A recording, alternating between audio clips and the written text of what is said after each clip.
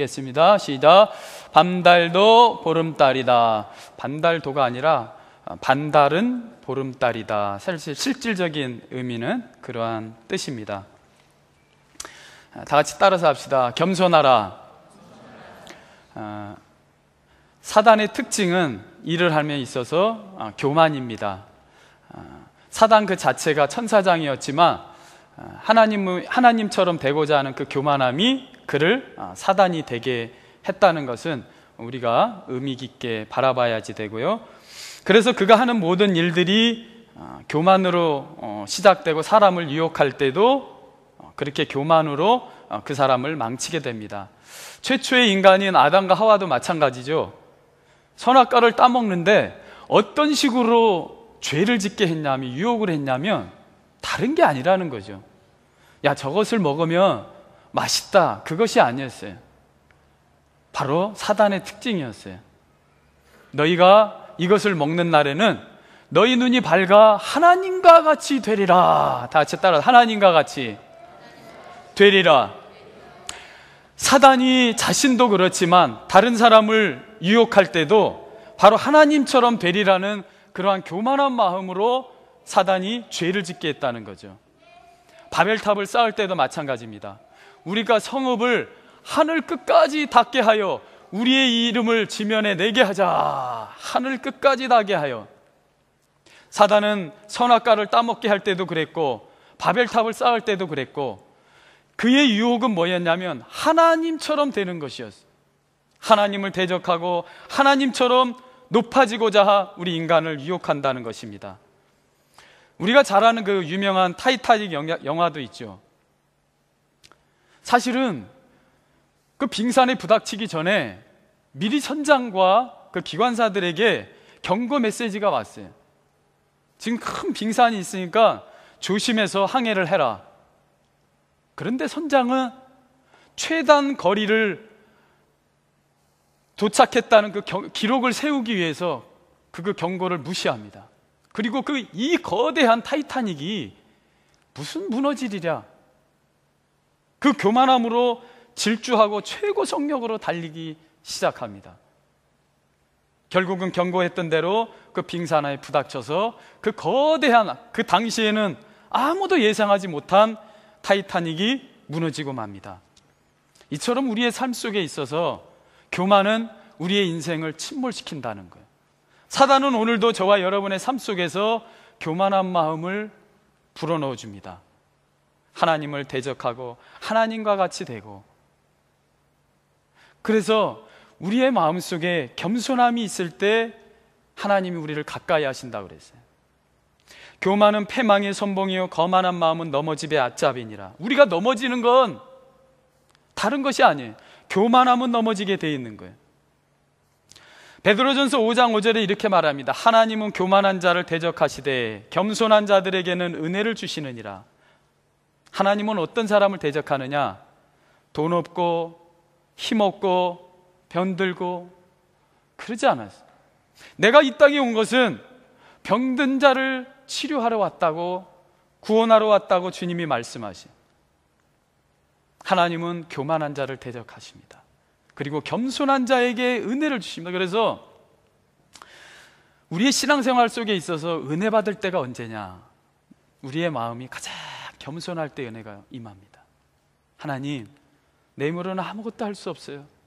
하나님이 한순간이라도 나를 손을 놓으시면 나는 도저히 살 수가 없어요. 하나님, 내 모든 계획, 내 모든 의지, 내 모든 지혜 다 내려놓습니다. 하나님이 나를 붙잡아 주세요.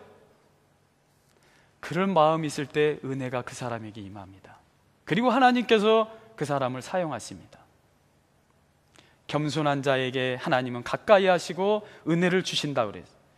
그러므로 베드로전서 5장 6절에 하나님의 능하신 손 아래서 겸손하라. 때가 되면 너희를 높이시리라고 주님이 말씀하십니다. 하나님의 능하신 손 아래서. 그 겸손이라는 단어의 의미가 여러 가지가 있는데, 그 중에 어떤 사람이 이러한 정의를 내렸어요. 겸손이란 무조건 자기 자신을 깎아내리는 것이 아니라 다른 사람을 존중하고 사랑하는 마음으로 스스로를 낮추는 것이다. 다 같이 한번 따라. 다른 사람을 존경하고 사랑하는 마음으로. 그러면 겸손이 뭐냐? 무조건 자기 자신을 깎아내리는 게 아니에요. 나는 아무것도 못합니다. 나는 뭐 이렇습니다.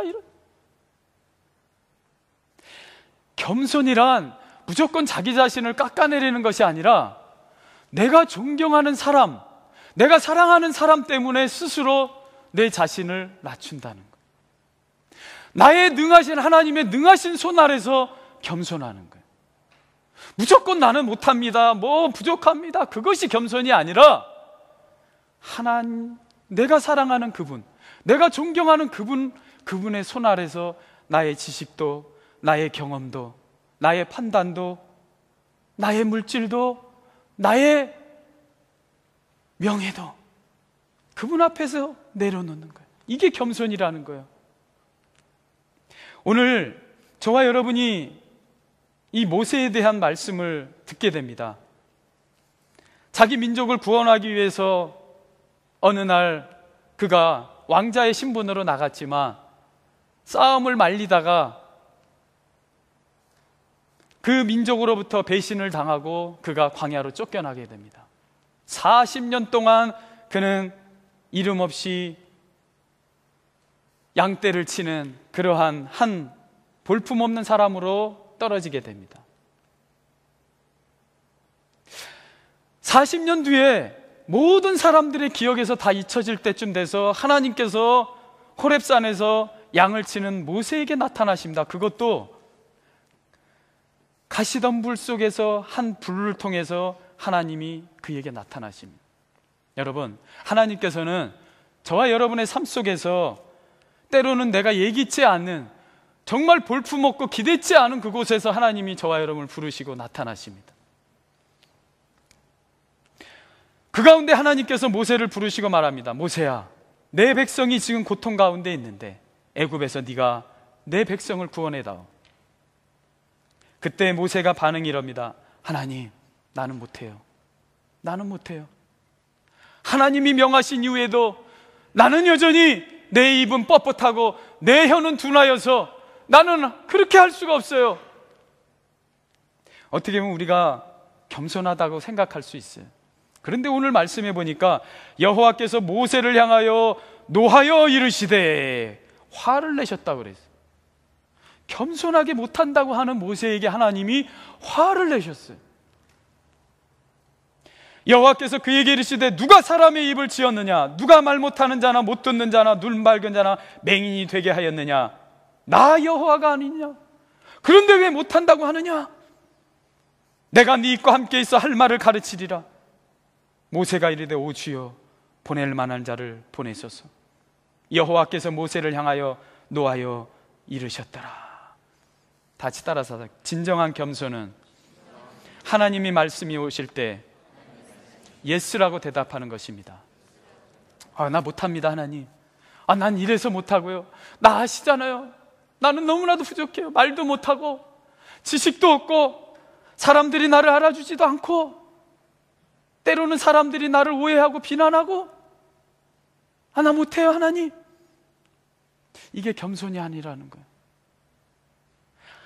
진정한 겸손은 나의 부족함에도 불구하고 하나님이 말씀하실 때 예스라고 대답하는 거예요. 다시 한번 따라, 하나님 말씀하실 때 예스라고 대답합시다. 어느 날 갈릴리 바닷가에서 어린 시절부터 잔뼈가 굵은, 그래서 어부로 평생을 직업으로 삼은 베드로에게 예수님이 찾아오십니다. 밤새도록 그물을 던졌지만 한 마리도 그날따라 잡지 못한 베드로, 자존심이 상할 대로 상했고 지칠 대로 지쳤어요. 그런데 예수님께서 낚시질이라면 한 번도 하지 못한 그분이, 목수이신 그분이 오셔서 베테랑인 베드로에게 말씀하십니다. 저 깊은 곳에 가서 그물을 던져라. 여러분, 만약에 저와 여러분에게, 여러분은 경험이 많고 거기에 대해서 잘 안다고 생각하는데 아무것도 모를 것 같은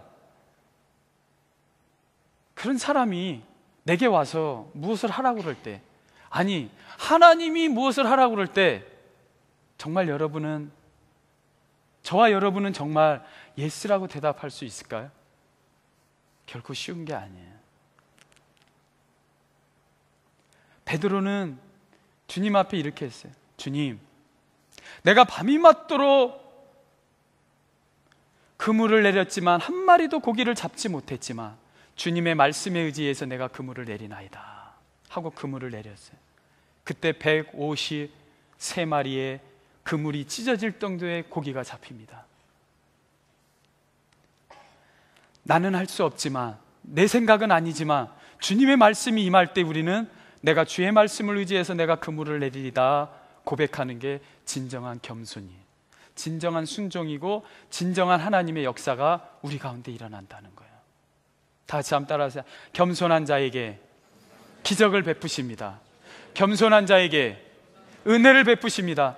겸손이라는 것은 못합니다, 안 됩니다, 내 생각은 이러는데, 아닙니다. 그것이 아니에요. 내가 밤새도록 해봤지만, 그리고 한탕도 못했지만 주의 말씀이 임하시니 내가 말씀에 의지해서 그물을 내리겠습니다. 바로 주님의 말씀에 예스라고 대답하는 게 바로 겸손이라는 거죠. 그 겸손 가운데 하나님의 역사가 이루어진다는 것이죠. 수많은 성경의 인물들이 하나님의 도저히 이해할 수 없는 그러한 부분에 예스라고 대답했을 때 기적을 체험했던 사람입니다. 우리가 이해할 수 있는 거 누구나 예스할 수 있어요. 하지만 내가 이해할 수 없는 그러한 부분에 하나님의 능하신 손 아래서 겸손할 수 있는 거, 순종할 수 있는 거, 예스라고 대답할 수 있는 거, 이게 진정한 겸손이라는 거예요.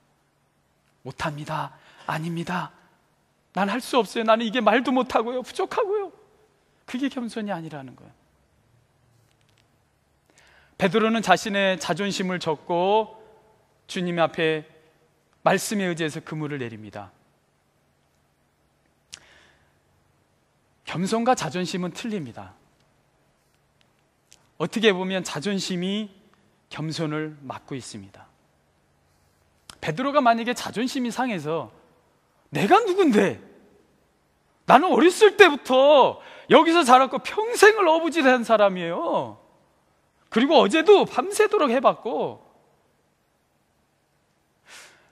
자존심 상하는데 감히 나에게 어떻게 그런 말을 할 수가 있어요? 우리는 많은 경우에 자존심 때문에 하나님의 기적을 방해합니다. 예전에 프랑스, 요리하면 프랑스잖아요. 우리 뭐 여기 요리 공부하는 학생들도 있는데, 요리하면 프랑스입니다. 근데 프랑스에서 최고의 요리사가 있었어요. 세 손가락 안에 들어가는데 넘버원이었어요. 요리 잡지에서 별 5개, 이 사람이 운영하는 식당이 최고다. 근데 어느 날 잡지를 보니까 별이 한 단계 내려갔어. 그 요리사는 그것을 보고 자존심이 상했습니다. 그래서 어떻게 했는지 알아요? 스스로 목숨을 끊고 죽었어.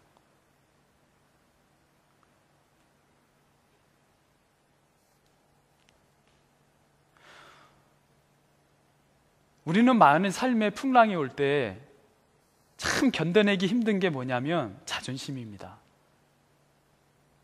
자존심이 상하기 때문에 가인도 하나님의 회개의 음성에 순종하지 못하고 동생을 죽였어요. 가룟 유다도 모든 것을 다 버리고 주님을 따랐던 사람이에요. 여러분, 가룟 유다가 믿음이 적은 사람이 아니에요. 여러분 같으면 집 버리고 직장 버리고 가족 버리고 다 주님 따를 수 있겠어요? 믿음의 사람이었어요. 가룟 유다도 헌신의 사람이었어요. 하지만 예수님을, 희망 없어 보이는 예수님을 은30에 팔고 나서 그는 자신의 마지막 남은 자존심을 지키기 위해서 나무에 올라가 목매어 죽게 됩니다. 어떻게 보면 더 멋있는 남자예요, 세상적으로 따지면. 베드로는 참 꾸질꾸질한 사람입니다. 예수님을, 그것도 여종한테 나 몰라, 예수라는 거 몰라, 저주까지 하면서. 그런데 어떻게 꾸질꾸질하게 살아남아서 어떻게 수제자로서 또 그 일을 하겠다고 뻔뻔스럽게 사람들 앞에서 쓰느냐 이거죠. 그 사역을 하면서 욕 안 먹었겠어요? 그런 소리 안 들었겠어요? 예수님을 3번이나 부인한 저게 지가 뭐 잘났다고 또 앞에 나와서 깝죽거리고.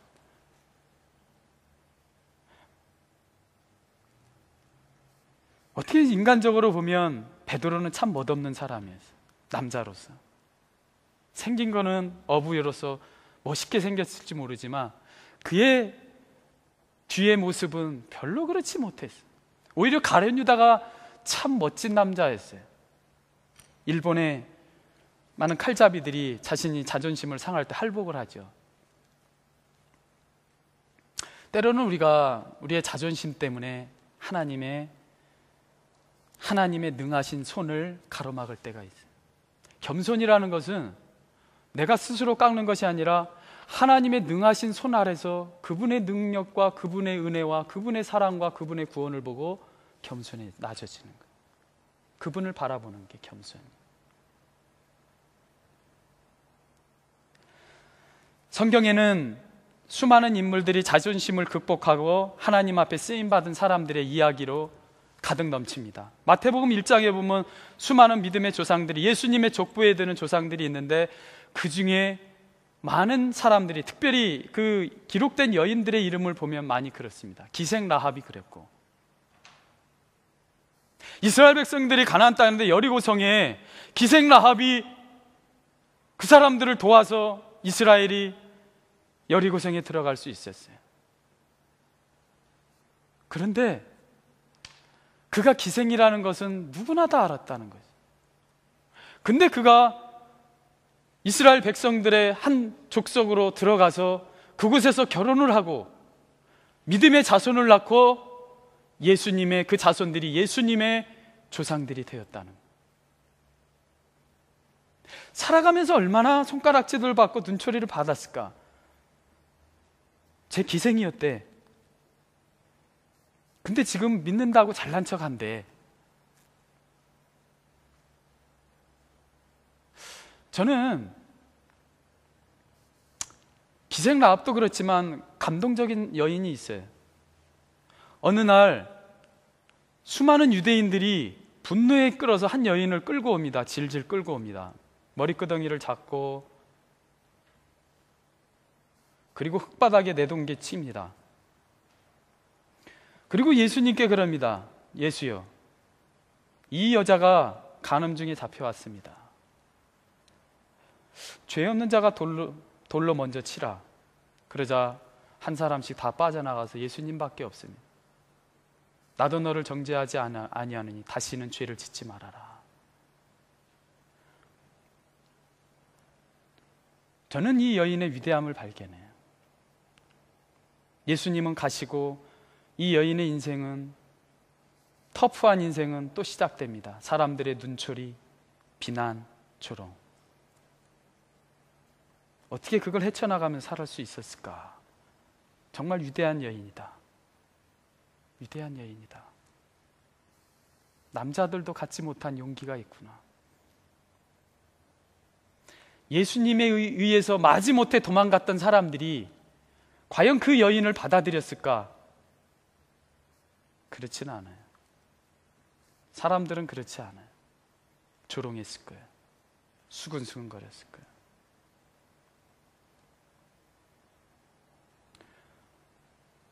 다윗의 인생을 보면 사울 왕에게 쫓기고 심지어는 자신의 아들에게까지 쫓기는 수치를 당합니다. 짐승처럼 살아가서 심지어는 그가 살아남기 위해서 정신병자 흉내를 내고 침을 흘리는 그러한 추태까지 보냅니다. 자존심이라고는 하나도 남아있지 않는 그 상태. 베드로도 그랬고 다윗도 그랬고, 성경에 많은 사람들이 자신의 자존심을 극복하고 얼마나 눈물로 슬픔의 날을 많이 보냈을까. 그래서 기록된 시편에 기록된 것을 다윗은 자신의 눈물병을 눈물병에 담았다고 그가 기록되고 있어요. 하나님, 내 눈물을 보시는 하나님. 여러분, 진정한 위대한 사람은 하나님 앞에서 흠없이 그렇게 또한 살아가는 사람, 다니엘과 같은 사람이기도 하지만 인간이기 때문에 넘어졌어도 내가 부족함에도 불구하고 나의 자존심이 아니라 그분의 능하신 손 아래서 그분의 품에서 다시금 인생을 걸어가는 사람이 진정한 용기 있는 사람이고 진정한 하나님의 예수 그리스도의 족보에 들어갈 수 있는 믿음의 사람으로 하나님께서 사용해 주셨다는 거죠. 오늘 모세의 고백을 보니까 하나님이 노하신 그러한 배경이 10절에 나옵니다. 모세가 여호와께 아뢰되 오 주여 나는 본래 말을 잘하지 못하는 자니이다. 주께서 주의 종에게 명령하신 후에도 역시 그러하니 나는 입이 뻣뻣하고 혀가 둔한 자니이다. 다시 한번 따라서 합시다. 오 주여 나는 본래 말을 잘하지 못하는 자니이다. 모세가 말하기를 하나님 나는 본래 말을 못하는 사람이에요.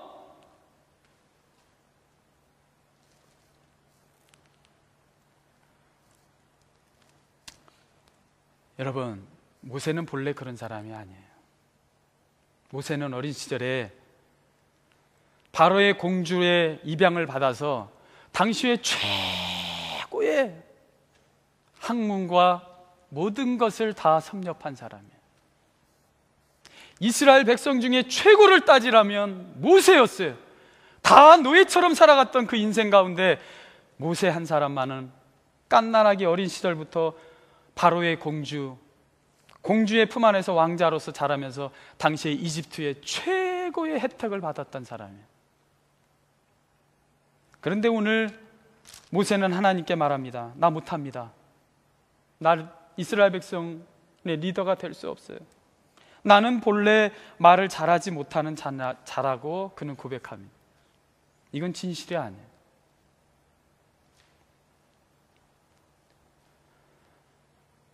우리는 종종 그럽니다.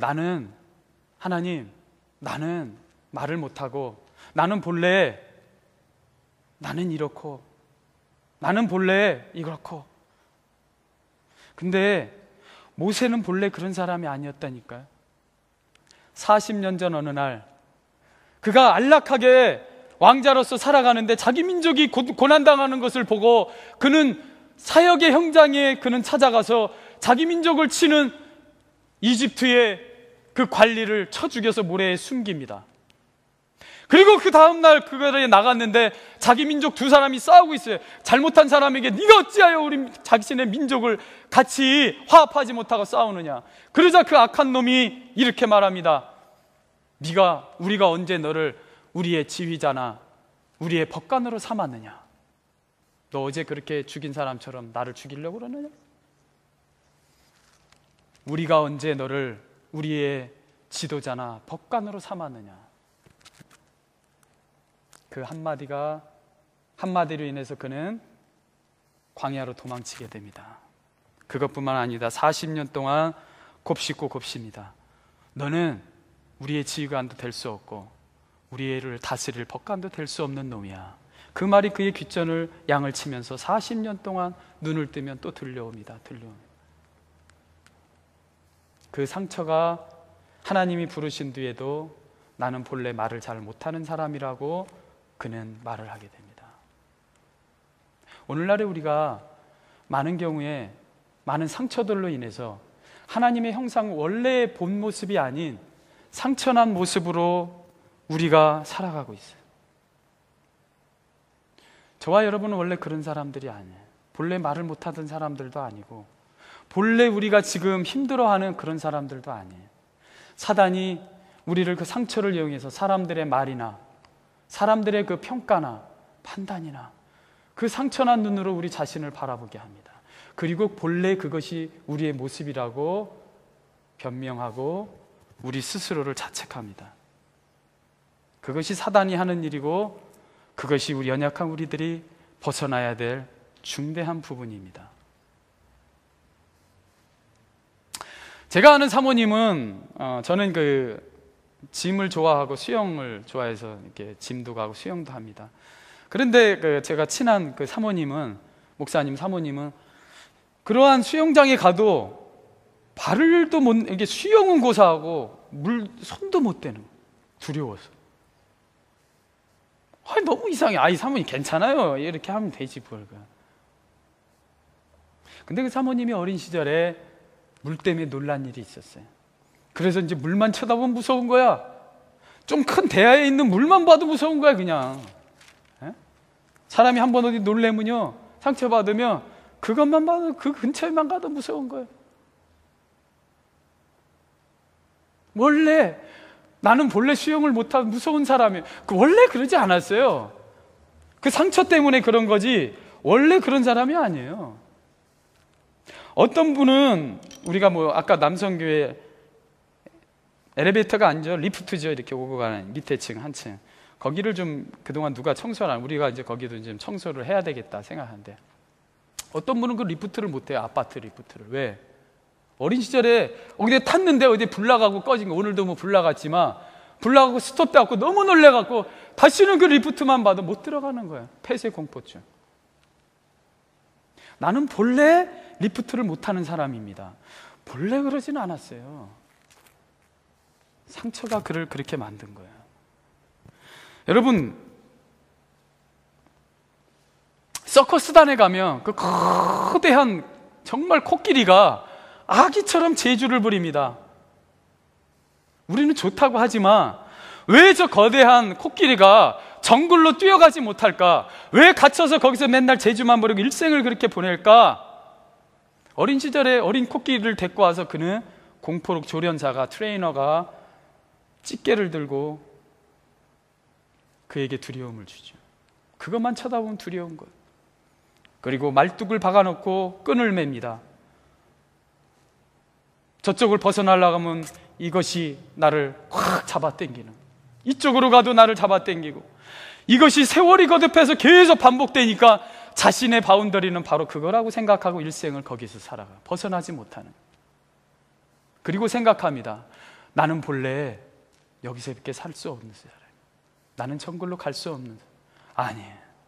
하나님이 그를 지었을 때 본래 정글에서 살도록 지은 거예요. 상처가 그를 그렇게 만든 거예요.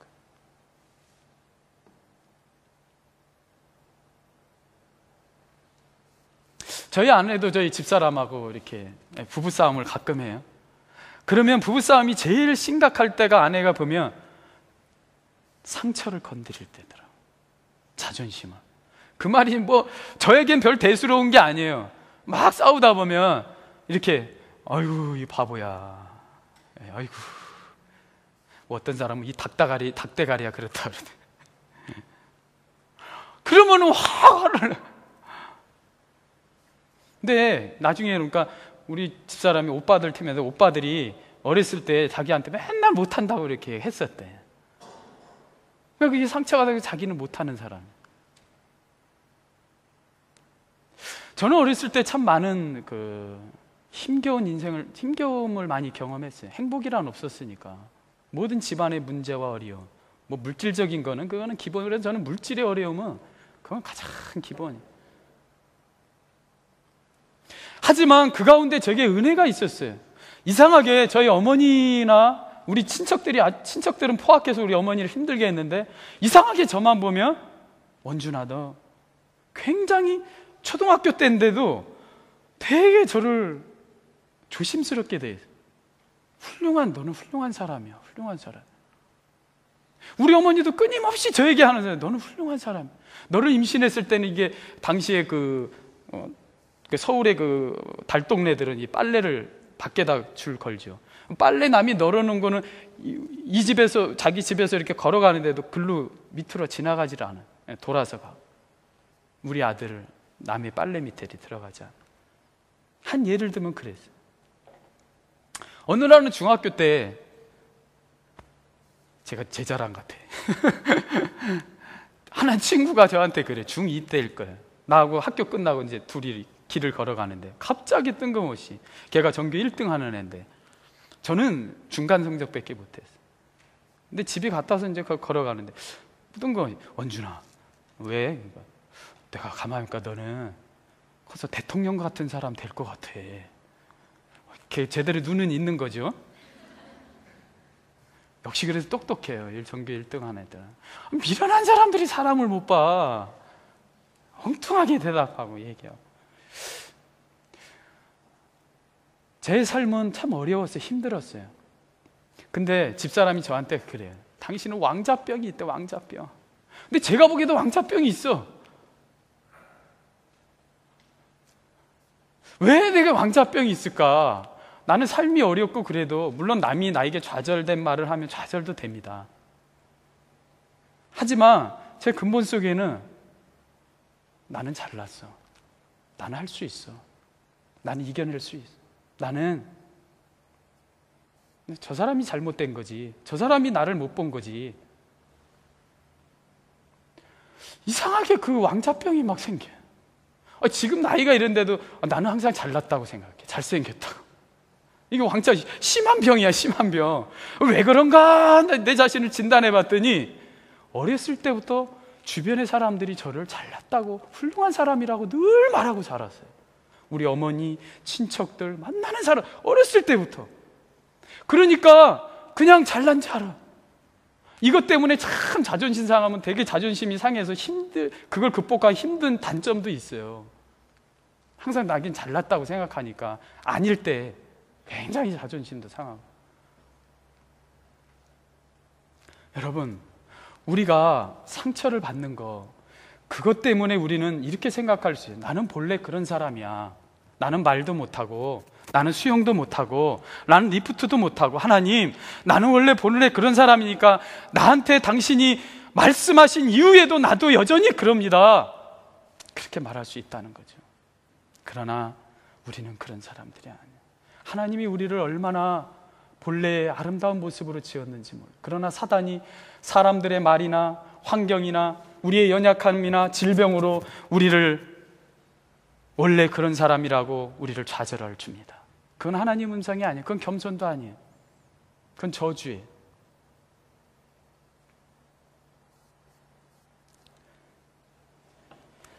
오늘 하나님께서는 저와 여러분에게 하나님이 얼마나 우리를 사랑하시는지를 바라봅니다. 우리에게 말씀하십니다. 겸손이라는 것은 사람들이 평가한, 사람들이 준 상처, 그리고 연약한 내 자신의 눈으로 나를 보러 온 게 겸손이 아니라 나의 부족함에도 불구하고 하나님이 나를 평가하시고 하나님이 말씀하시고 하나님이 바라보시는 눈으로 바라보는 거, 그게 겸손이고 은혜라는 거. 다시 한번 따라서 하나님의 눈으로 내 자신을 바라봐야 됩니다. 이게 힘들지만 그래야지 돼. 왜 하나님이 화를 내셨어? 왜 사람들의 40년 전의 평가로 본래 너는 그런 사람이라고 하느냐? 왜 내가 말한 뒤에도 너는 여전히 못한다고 하느냐? 하나님이 화를 내셨어요. 겸손은 하나님의 눈으로 우리를 바라보는 것입니다. 사람들의 평가로, 내 자신의 부족함으로 나를 바라보고 상처로 나를 바라보는 게 아니에요. 그럼에도 불구하고 하나님의 은혜로 능하신 손 아래서 그분의 눈으로 나를 바라보는 거예요. 하나님이 저와 여러분에게 말씀해요. 이사야 41장 8절에 나의 종 너 이스라엘아, 내가 택한 야곱아, 나의 벗 아브라함의 자손아, 내가 땅 끝에서부터 너를 붙들며 땅 모퉁이에서부터 너를 부르고 네게 이르기를 너는 나의 종이라. 다시 따라, 내가 너를 택하고 실어버리지 아니하였다. 내가 너희들을 택하고 실어서 버린 적이 없다는 거야. 근데 하나님이 나를 버리셨다. 43장 1절에 이렇게 야곱아 너를 창조하신 여호와께서 지금 말씀하시느냐, 이스라엘아 너를 지으신 이가 말씀하시느냐, 너는 두려워 말라. 내가 너를 구속하였고 내가 너를 지명하여 불렀나니 너는 내 것이라. 네가 내 눈에 보배롭고 존귀하며 내가 너를 사랑하였다고 주님 말씀하시죠. 이사야 49장 14절은 오직 시온이 이르기를 여호와께서 어찌하여 나를 버리셨으며 주께서 나를 잊으셨나이까 하였거니와, 여인이 어찌 그 젖먹는 자식을 잊겠으며 자기 태에서 난 아들을 긍휼히 여기지 않겠느냐. 그들은 혹시 잊을지라도 나는 너를 잊지 아니할 것이라. 내가 너를 내 손바닥에 새겼고 너의 생벽이 항상 내 앞에 있느니라. 얼마나 사랑했으면 주님이 자신의 손바닥에 십자가에 못 박히는 그 손으로 주님이 우리의 이름을 새기셨다는, 항상 사랑의 눈으로 우리를 바라보고, 그렇게 주님은 우리를 사랑하셔서 우리를 그렇게 바라보시는 거예요. 근데 사단은 그 주님의 눈을 가리우고 상처난 눈으로 우리 자신을 바라보게 합니다. 하나님은 저와 여러분을 사랑하십니다. 택하고 싫어버린 적이 없다는 것. 그래서 그 둘째 아들, 방탕한 둘째 아들도 받아들일 수 있었던 것이, 여러분, 하나님의 눈으로 우리 자신을 바라보는 것, 이게 겸손이고 이게 하나님의 뜻입니다. 지난주에 새벽에 하나님 깨워주셔서 나가서 정원에서 껌껌한데 바람이 불었어요. 나무들이 가지가 부닥치면서 소리를 내고, 바람이 부니까 구름들이 쫙 끼고 별들이 군데군데 떠 있고 달이 떠 있었어요. 반달에서 초승달로 넘어가는 반달의 모습이었어요. 그 모습을 물끄러미 바라보고 있는 순간에 한 생각이 내 뇌리를 탁 스쳤어요. 저 반달로 내게 보이지만 비바람 때문에, 구름 때문에, 지구의 자전, 지구가 돌아가는 모습 때문에 반달처럼 보이지만 저것이 반달일까? 반쪽밖에 없는 하프문일까? 아니에요. 달은 하나님이 창조한 그 시간부터 지금까지 반달이란 없어요. 오직 풀문이었어요. 단지 지구의 자전 때문에, 먹구름 때문에, 비바람 때문에 어쩔 때는 가리우고 반밖에 보이지 않는 거예요. 그는 언제나 하나님이 창조하고 하나님이 바라보는 것은 풀문이었어요. 저와 여러분은 인생을 살아가면서 수많은 풍파와 상처 때문에 나는 반달이라고 생각합니다. 내 인생의 절반은 날아갔고 나의 존재 또한 그러한 하프문이라고 생각합니다. 근데 하나님은 한 번도 우리를 하프문이라고 평가하신 적이 없었다는 것을 알게 됐어요. 사람들의 평가, 사람들의 눈초리, 나의 삶의 어려움, 상처, 이것 때문에 가리워졌지만 그분은 지금도 여전히 우리를 풀문으로 바라보고 계시는 거예요. 사랑하는 여러분, 하나님의 눈으로 저와 여러분은 회복돼야 됩니다. 그동안의 사람들이 준 상처와 말들, 그리고 내 자신의 연약함 때문에 하나님이 우리를 얼마나 사랑스럽게 바라보시는 그 은혜를 놓치고 우리는 살았는지 몰라요. 지금도 여전히 사단은 우리를 그렇게 공격합니다.